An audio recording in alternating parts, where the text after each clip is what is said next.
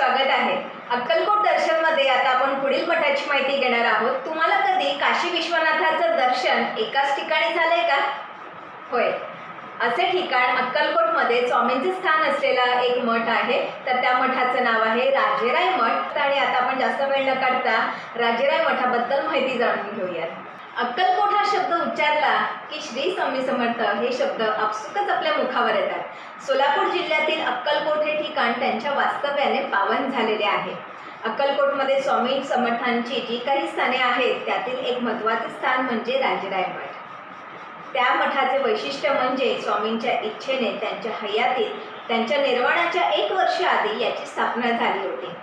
स्वामींनी स्वतः स्थापन केलेल्या चैतन्यमय पादुका या मठात आहेत। स्वामींचे विश्रामस्थान म्हणून प्रसिद्ध असलेला हा मठ हैदराबाद संस्थानाचे शंकरराव राजेराय रायन यांनी बांधल्याने तो राजेराय मठ म्हणून प्रसिद्ध आहे। राजेराय रायन ही हैदराबाद संस्थानाची मानाची पदवी होती। शंकरराव राजेराय रायन हे याचे जहागीरदार होते। त्यांच्याकडे 6 लाख सुवर्ण मुद्रांची जहागीर होती। अनेक दिवसापासून ते श्वेतकुष्ठ, ब्रह्मसंबंध, क्षयरोग या व्याधींनी ग्रस्त होते। वैद्य हकीम यांच्या उपचारांना यश मिळत नव्हते। अखेर ते गाणगापूरला गेले। तिथे त्यांनी धर्मकार्य, ब्राह्मण भोजन आदी कार्य केले। एके दिवशी ते त्या मंदिरात दर्शनासाठी गेले असता त्यांना गर्भगृहात स्वामी समर्थ बसलेले दिसले। त्याचवेळी त्यांना श्री दत्त महाराजांचा "मी अक्कलकोट स्वामी समर्थांच्या रूपात आहे, तिकडे ये" असा दृष्टांत झाला। यानुसार शंकरराव राजेराय अक्कलकोटला आल्यावर त्यांना स्वामी समर्थांच्या अवतार कार्याची महती कळाली। आपल्या व्याधींचे निरसन होण्यासाठी त्यांनी श्रीचरणी दशसहस्र रुपये वाहण्याचा संकल्प केला। स्वामी समर्थांनी शंकररावांना कडुनिंबाचा पाला व मिरे खाण्याची सूचना दिली। पुढील 10 दिवसात शंकररावांना श्रीचरणी 10,000 रुपये वाहू लागले। त्यावेळी स्वामींनी या पैशातून गावाबाहेरील श्रीराम मंदिराजवळ चुनेगच्ची मठ बांधून पादुकांची स्थापना कर असे सांगितले। ते माझे विश्रांती स्थान असेल असे त्यांनी सूचित केले। त्यानुसार शके 1877 मध्ये हा मठ बांधून झाला। मठाचे बांधकाम झाल्यानंतर स्वामींनी स्वतः आपल्या पावलांचा साचा तयार केला व त्यावरून पादुका तयार करण्यात आल्या। या पादुकांवर शंख, चक्र, गदा, पद्म, त्रिशूल, डमरू, कमंडलू, झोळी, बेलाचे पान, सूर्य व चंद्र कोरलेले आहेत। या पादुकांवर पुढच्या बाजूला श्री स्वामी समर्थ असे लिहिलेले आहे। इसवी सन 1877 मध्ये माघ वद्य प्रतिपदेला या पादुकांची मठात स्थापना करण्यात आली। असे सांगितले जाते की या पादुकांची प्रतिष्ठापना करीत असताना तेथे एक दिव्य प्रकाश तयार झाला। त्याकडे पाहून महाराज म्हणाले, "या माझ्या चैतन्य पादुका आहेत। या पादुकांवर कोणी डोके टेकवले तर त्यांच्या मनोकामना पूर्ण करेल। पादुकांचे तीर्थप्रशन करणाऱ्यांच्या व्याधी दूर करेल। दुसऱ्यांदा जल अर्पण केले तर त्यांचे संकट निवारण करेल। तिसऱ्यांदा जल अर्पण केले तर काशी विश्वनाथाला जल अर्पण केल्याचे पुण्य त्या व्यक्तीला प्राप्त होईल। पादुकांवर बेलपान फुल वाहिले तर काशी विश्वनाथाला अर्पण केल्याचे पुण्य मिळेल." त्यानंतर वर्षभराने 1878 साली चैत्रवद्य त्रयोदशीला महाराजांनी महासमाधी घेतली। त्यानंतर जवळपास 75 वर्षे हा मठ दुर्लक्षित होता। काळाच्या ओघात बांधकाम पडून गेले होते। 1953 साली माघ वद्य प्रतिपदेला एक बालसाधू गाणगापूर मार्गे फिरत अक्कलकोट येथे आले। त्यांची वेशभूषा व त्यांच्या लीला या साईबाबांसारख्याच होत्या। ग्रामस्थांनी त्यांना राजेराय मठात आणले तेव्हा या मठाची अवस्था दयनीय असल्याची त्यांनी सांगितले। साधू महाराजांनी गावातील मुलांना एकत्र करून मठाचा जीर्णोद्धार करण्यास सुरुवात केली। या ग्रामस्थांनीच या महाराजांना बेलानाथ असे नाव दिले व तेच नाव पुढे रूढ झाले। स्वामींनी सांगितलेले कार्य बेलानाथ महाराजांनी 50 वर्षांच्या कार्यकाळात भक्तांकडून करून घेतले। नामस्मरणाचा महिमा कथन केला।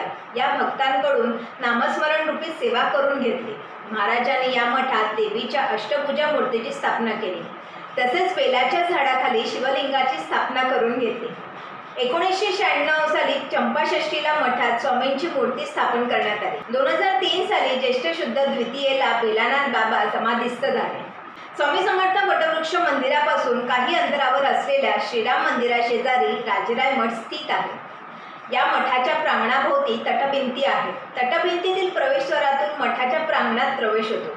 बंदिस्त सभामंडप व गर्भगृह अशी या मठाची रचना आहे। गर्भगृहाच्या द्वारशाखा लाकडी कलाकुसरीने सजलेल्या आहेत. त्यावर खालच्या बाजूला द्वारपाल, ललाट बिंबस्थानी गणपती व उत्तर अंगावर विविध देवता कोरलेल्या आहेत. गर्भगृहात एका उंच वज्रपीठावर स्वामींच्या पादुका व त्यापुढे स्वामींची उभी मूर्ती आहे. या मंदिर परिसरात बेलानाथ बाबांचे समाधी मंदिर, मारुती मंदिर व अष्टभुजा देवी मंदिर आहे. प्रांगणातील एका बेलाच्या झाडाखाली शिवलिंगाची स्थापना केली. मंदिराच्या प्रांगणात औदुंबर, कडुनिंब, पिंपळ वृक्ष, अश्वत्थ, बेल इत्यादी विविध झाडे आहेत. या मठात चैत्यवद्य त्रयोदशीला स्वामी समर्थांचा पुण्यतिथी उत्सव मोठ्या प्रमाणात साजरा होतो. हा उत्सव 10 दिवस चालतो. त्यात अखंड नामस्मरण, भजन, प्रवचन, कीर्तन असे विविध कार्यक्रम असतात. शेवटच्या दिवशी सामुदायिक अभिषेक आणि महाप्रसाद होतो. तसेच गावातून पालखी मिरवणूक निघते. गोपाळ काल्याने उत्सवाची सांगता होते. त्यानंतर ज्येष्ठ शुद्ध द्वितीयेला सद्गुरू बेलानाथ महाराजांचा पुण्यतिथी उत्सव 8 दिवस साजरा होतो. त्यावेळी प्रवचन, कीर्तन इत्यादी कार्यक्रम असतात. पालखी आणि रथोत्सव हे या उत्सवाचे वैशिष्ट्य असते. गुरुपौर्णिमेचा उत्सव पौर्णिमेच्या 8 दिवस आधीपासून सुरू होतो.